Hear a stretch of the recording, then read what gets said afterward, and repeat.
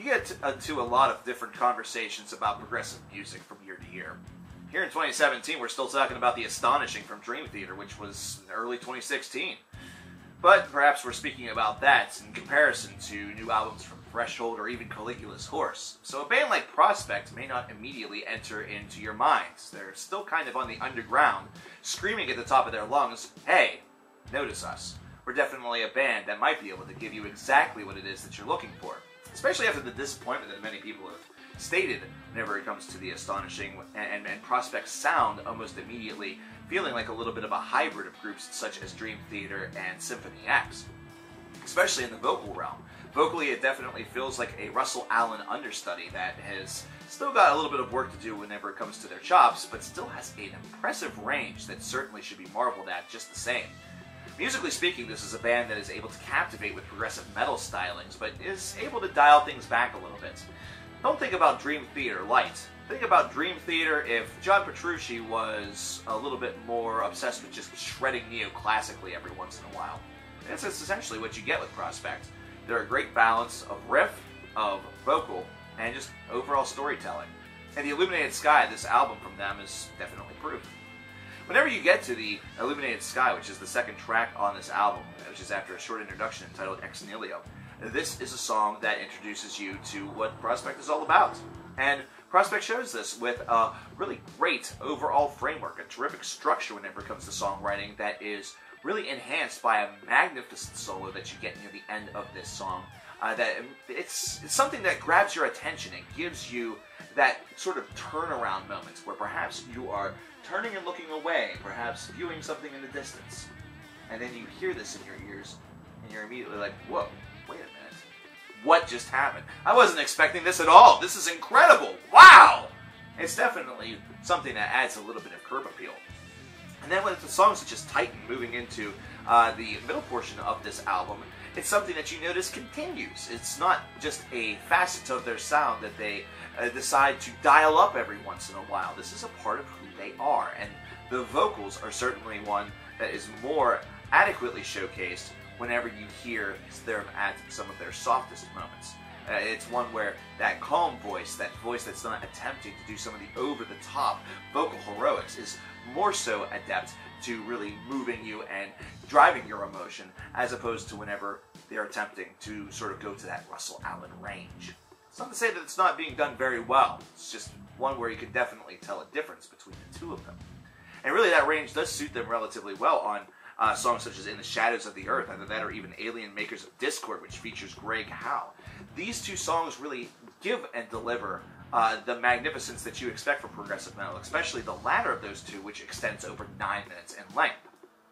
Greg Howe's inclusion only helps to boister it up a little bit and give it a little bit more bite, a little bit more edge. The combination of his efforts along with the band's deliver a great guitar performance that perhaps could stand as one of the best on the albums, but, well, there's still more that we have to talk about, which of course means that there's plenty of chances for that to be dethroned.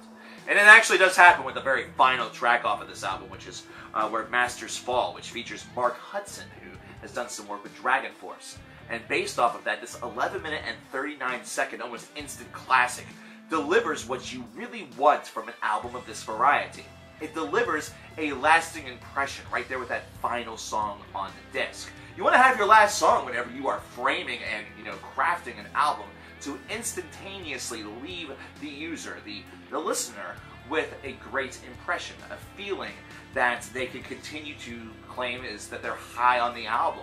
And if you're able to do that with your final cut, if you're able to leave them with that feeling, then you've done a good job, and you've almost instantly made them a little bit more aware of you and make them a little bit more perhaps desiring to speak about you and tell other people about you, because they've been left with this fantastic impression right there as the 11-minute and 39 seconds end.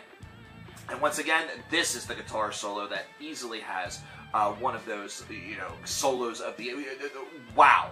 Give this fucker an award. That's all I'm going to say. This shredder really, I cannot praise him enough. He's a fantastic individual whenever it comes to shredding. And he's just got a real taste and a real knack for delivering these moments at fantastic times. They're all a little bit, predictable. You kind of can tell whenever the song is breaking down and a solo is about to break out.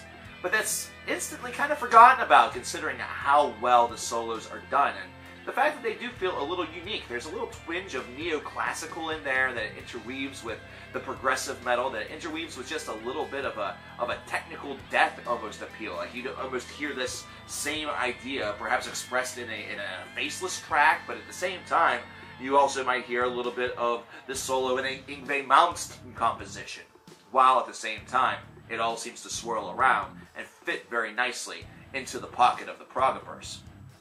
Where Masters Fall really showcases and illuminates the sky with its magnificence, with its brilliance, with its ability to add that curb appeal that's even more impressive than just a new coat of paint on a house. It's instead like rebuilding a wall that is seen by the curb and seen by the eye, because it's able to immediately leave you with that great feeling.